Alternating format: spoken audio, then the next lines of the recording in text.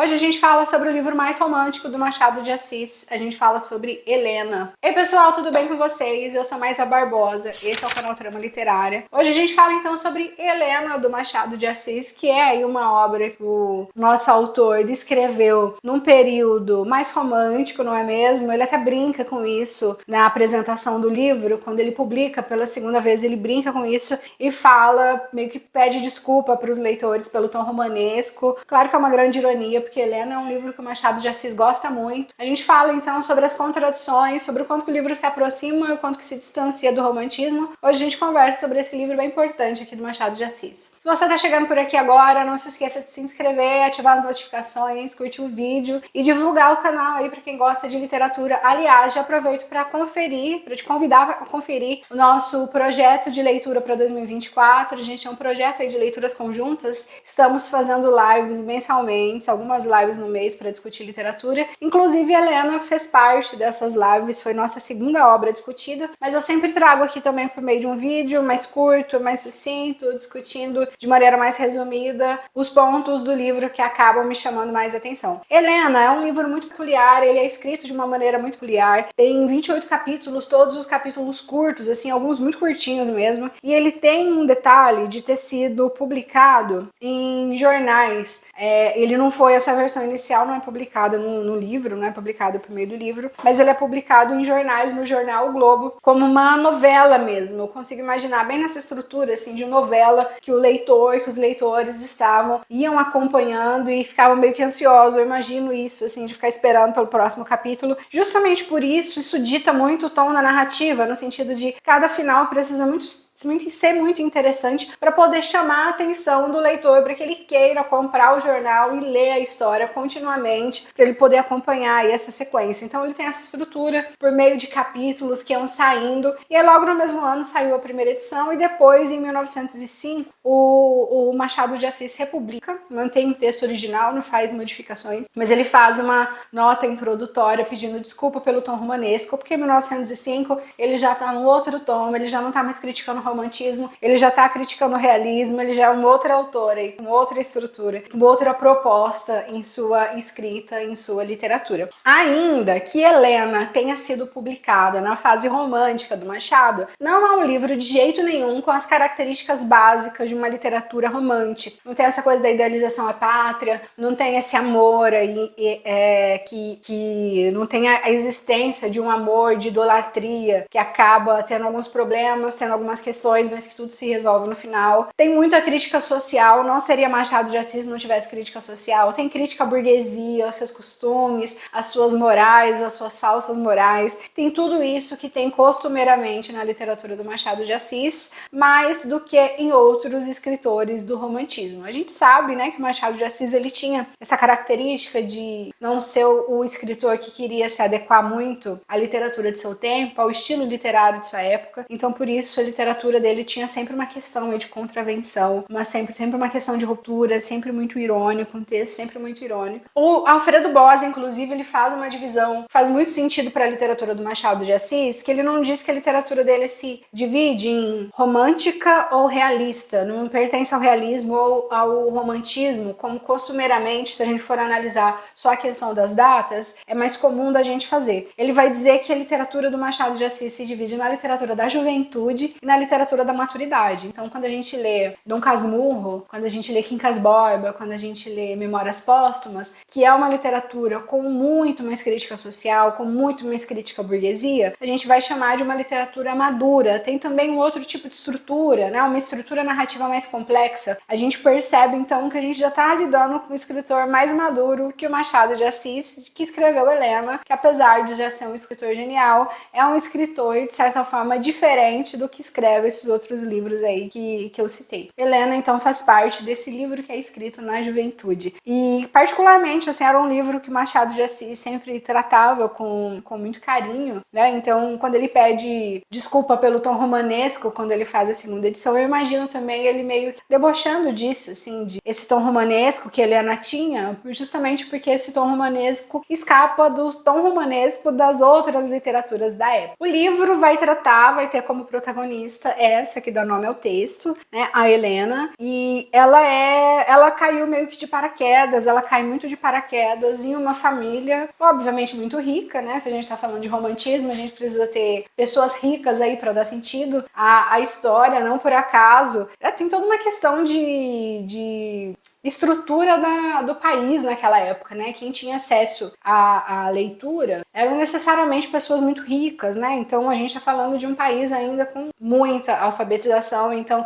necessariamente quem era alfabetizado necessariamente era alguém que tinha tido acesso a uma escolarização, então necessariamente eram pessoas com mais condições financeiras. Quem comprava jornal corriqueiramente para poder ler Helena eram pessoas com acesso financeiro aí considerável. Então necessariamente o livro ele versa sobre essas pessoas ali. E a gente tá falando de uma época, né? A gente tá falando do romantismo, que é o período que vai começar a dar o tom aí para uma literatura nacional. Então necessariamente representava esse período histórico, representava as elites brasileiras, representava a vida e os costumes e práticas e valores da literatura brasileira, da sociedade brasileira, aliás. Machado de Assis vai fazer tudo isso, só que com um jeitinho machadiano de ser. Bem, Helena cai muito de paraquedas nessa família muito rica, composta por Estácio e Úrsula. Estácio é o irmão da Helena e Úrsula é a tia da Helena. Como que a Helena vai parar nessa família?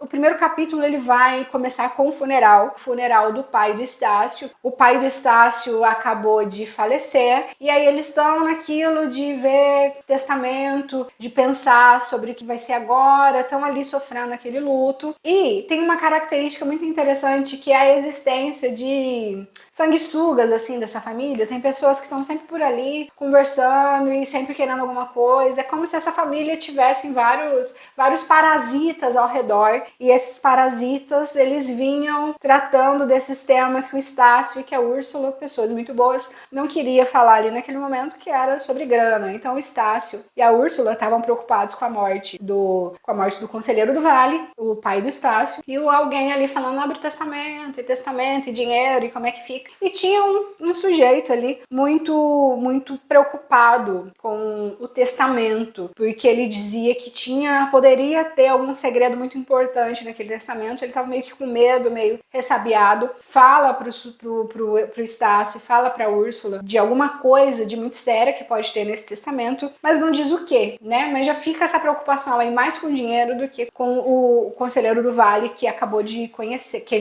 falecer. Quando se abre o testamento, descobre-se que há uma irmã do Estácio que está num colégio interno, a Helena, e que o conselheiro do Vale pede que essa irmã seja recebida na família, como membro da família, como se fosse ele ali pessoalizado. Então se pede que essa menina de 17 anos ali seja muito bem recebida. O Dr. Camargo é esse parasita que fica ali meio que soltando pequenas fagulhas ali. Ele tenta perceber se o Estácio quer ou não quer, ele tenta meio que desmotivar a recepção da irmã, mas o Estácio é um cara muito bom, então se o pai dele deixa uma recomendação pra receber a irmã, ele vai receber a irmã, e assim faz. Vão no colégio, buscam ela, trazem pra casa, fica-se um clima ali durante alguns dias de essa pessoa que é meio dali, que não é muito dali, mas todos o Estácio, aliás, está disposto a receber ela muito bem, a Úrsula, mais ou menos, até que um dia a Úrsula fica doente e quem cuida dela com todo o amor, com todo afeto, com todo carinho é a Helena, e aí ela morre de amores pela Helena também, assim como todas as pessoas que convivem com ela. A Helena tem 17 anos, né, como eu falei, e ela tem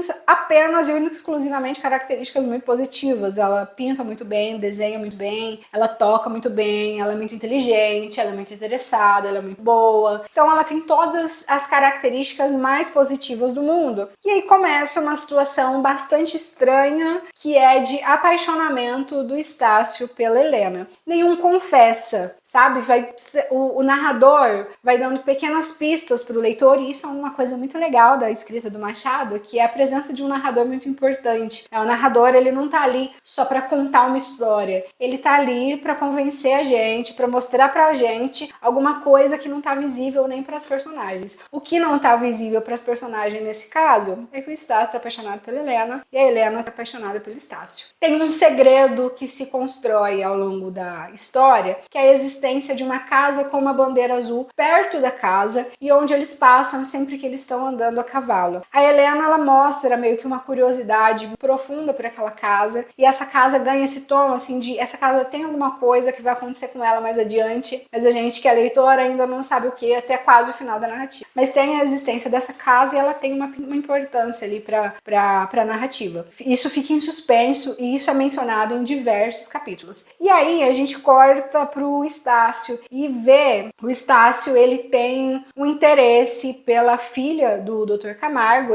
O Dr. Camargo, ele meio que faz de tudo para construir esse interesse não é por acaso, ele não é um mero acaso. E o Estácio, como tem interesse pela Eugênia, a Eugênia tem interesse pelo Estácio, eles acabam que noivam, né? Eles vão noivar. E o Estácio, quando ele tá noivo da Eugênia, o elemento de comparação dele vai ser a irmã, que é a mulher mais inteligente, mais legal, mais divertida, mais bonita, mais perfeita do mundo. E ele acha a Eugênia uma fofoqueirinha, assim, né? Tem uma expressão que ele usa que é falar que ela tinha conversa de toucador, né? Que é converseiro de mulher, vamos dizer assim. Então ele acha ela meio fofoqueirinha, meio fútil, briga por coisas muito bobas, e ele fica noivo dessa mulher que de repente o elemento de comparação dele é a irmã, e isso vai se encaminhando para um lado que o leitor vai vendo que não vai ser muito positivo, que não vai ser muito favorável. Isso fica em suspenso por vários capítulos, assim, essa relação dele com a irmã, essa relação dele com a Eugênia, até que aparece aí um outro moço, que é o amigo do Estácio, e o amigo do Estácio fica imediatamente apaixonado pela Helena,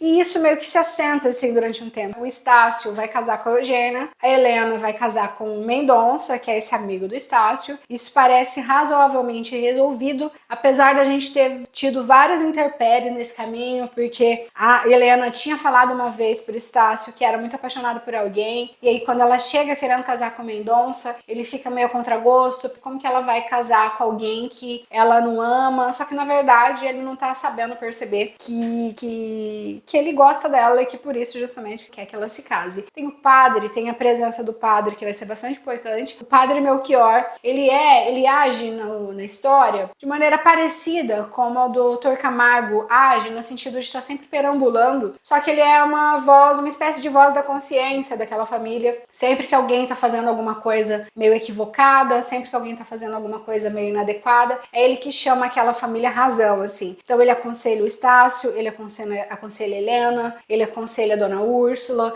Então é como se ele fosse um ponto de equilíbrio daquela família, quando cada um deles, a seu modo, tem alguma angústia. E é o Melchior que fala pro Estácio que ele tá apaixonado pela irmã, e obviamente isso não pode acontecer, né? Tem tudo isso, né? Ele começa a falar da importância dele perceber esse sentimento, justamente para combater esse sentimento. E aí, quando o Estácio percebe que de fato ele tá apaixonado pela irmã, aí fica tudo decidido. Ele tem que casar com a Eugênia e ela tem que casar com o Mendonça, fica certo. Até que o segredo da casa é revelado, né? O segredo da casa é revelado. A Helena tinha chegado naquela família porque o pai dela tinha falecido e tinha deixado em testamento que era para a família dele receber Helena. Sobre a mãe se sabia muito pouco, sabia-se que não era uma mulher muito correta da vida, mas também buscaram não se aprofundar muito na história para não ter surpresas desagradáveis. Mas de repente fica-se sabendo qual era o interesse da Helena naquela casa. Depois de muitos capítulos, de muitas dúvidas, de muitas angústias, que eu imagino que deixou os leitores do Globo muito agoniados mesmo. Isso fica em suspenso por muitos capítulos, mas mais pro final aí da história, revela-se quem morava ali naquela casa era ninguém mais, ninguém menos que o pai da Helena, o pai biológico da Helena, que não criou a Helena, criou os primeiros anos da vida, mas que aí quando, em algum momento da vida, a mãe meio que foge, encontra o conselheiro do Vale, fala que tá sozinha no mundo com a menina, ele acolhe essas duas, acolhe a mãe e acolhe a Helena. Não por acaso o pai da Helena se chama Salvador, né? Tem toda essa coisa do nome aí, né? Ele é o Salvador porque ele percebe que quando de alguma maneira, das duas vezes que ele percebe que pode prejudicar a vida da filha, ele sai de cena. Então quando a Helena é pequena, ele percebe que ele poderia raptar a Helena, mas ele pensa que não vai raptar a menina para viver na pobreza, passando fome, e ele deixa ela com o conselheiro do Vale. Novamente, depois que eles se encontraram e tinha uma relação ali que eles acabavam mantendo meio que sem ninguém ver, ele percebe que a Helena tá com um bom casamento marcado, então novamente ele sai de cena, porque para ele é muito melhor que a filha fique bem do que necessariamente viver com ele ali na pobreza e perder o nome, perder a moral, porque ela precisaria abandonar o casamento, tudo isso naquela época era muito sério, então ele sai de cena. A Helena, quando esse segredo é revelado, ela fica absolutamente desolada, né? Ela fica desolada ao ponto de adoecer, porque ela tá lidando com muita coisa ali, com questões morais, ela fica na filha, ela não fica, ela quer o pai, mas o pai já foi embora, ela se casa com aquele cara que não é o cara que ela ama tanto, então tudo isso mexe muito com ela a ponto dela ficar doente. E um dia, quando ela toma uma chuva, ela acaba tendo pneumonia, né? Não tínhamos remédios tão desenvolvidos no final do século XIX para salvar alguém assim de pneumonia, e ela acaba ficando mais doente, fica dias doente, até o momento que ela acaba falecendo e deixa a família toda muito triste, porque todo mundo estava resoluto na ideia de continuar acolhendo ela, todo mundo já gostava muito dela. O casamento com o Mendonça ia acontecer e só ela estava ali vivendo uma série de crises morais, uma série de crises éticas, ao ponto de prejudicar ali seriamente a saúde dela. Com a pneumonia, ela acabar falecendo. A história então acaba com a Helena falecida e impedida de viver esse amor, assim, acaba num drama muito shakespeariano, né? Muito, ainda que não tenha elementos de tragédia, mas a gente tem um drama muito shakespeariano no sentido de que eles se amam, né? A Helena e o Estácio se amam de fato, ainda que a Helena não revele em nenhum momento que ela é apaixonada por ele, mas todos os elementos, todas as pistas que a voz narrativa vai deixando pra gente indica isso. Então, de qualquer maneira, eles são apaixonados e acabam não podendo viver esse amor por várias razões. Ainda que Helena e Estácio tinham descoberto que não eram irmãos de sangue, a Helena já estava prometida em casamento pro Mendonça e ele já estava prometido em casamento pra Eugênia. Naquela época não se podia desfazer tão facilmente uma promessa de casamento assim. Então, ainda que a Helena aceitasse ficar na família, aceitasse ficar por ali, ela não poderia se casar com o Estácio, que é o amor da vida dela. Solução romântica que o Machado dá, então, é fazer com que a Helena morra, é matar a Helena, para que assim ela morra com o amor que ela sentia. O Estácio vai continuar com o amor que ele sente, mas aí tem o último parágrafo, que é muito pesado, porque o último parágrafo vai falar exatamente da noiva, vai falar exatamente da Eugênia. Propositalmente, a Eugênia tinha ficado fora de cena, assim, durante vários capítulos, e a gente esquece que o Estácio tem uma noiva, né? Só que no último parágrafo, essa noite, a noiva volta e vai falar que a Eugênia tá ali, né? Ficou muito triste com o funeral, tava muito mal com o funeral, mas estava ali esperando pelo casamento em breve iria acontecer. Então a gente tem essa ironia, assim, do final, que o Estácio, ele fica completamente desolado, porque ele perdeu a mulher mais perfeita que já pisou nessa terra, que era a Helena, e ele vai ter que casar com uma mulher que ele não ama e nem sequer admira, mas que ele tá prometido em casamento, então não tem muito o que ele fazer, ou não tem nada o que fazer, esse casamento precisa. Como a gente vê, então, o livro tem todo esse deboche em relação às elites, né, que se mostram como absolutamente superiores, como absolutamente mais corretas, cheia de regras, cheia de valores morais, e o Machado de Assis vai mostrar que família é família, família tem problema, família tem traição, família tem coisa errada, e família tem coisas que precisam sustentar, né, caso queiram viver de uma maneira um pouco mais transparente, talvez. Vale muito a pena, então, a leitura de Helena. É um livro lindo e curtinho demais. A gente tem 28 capítulos muito sucintos e que a leitura é muito rapidinha. Se você quiser acompanhar a nossa discussão mais extensa, as nossas lives, vou deixar aqui na descrição, só clicar aqui nos links. Até mais!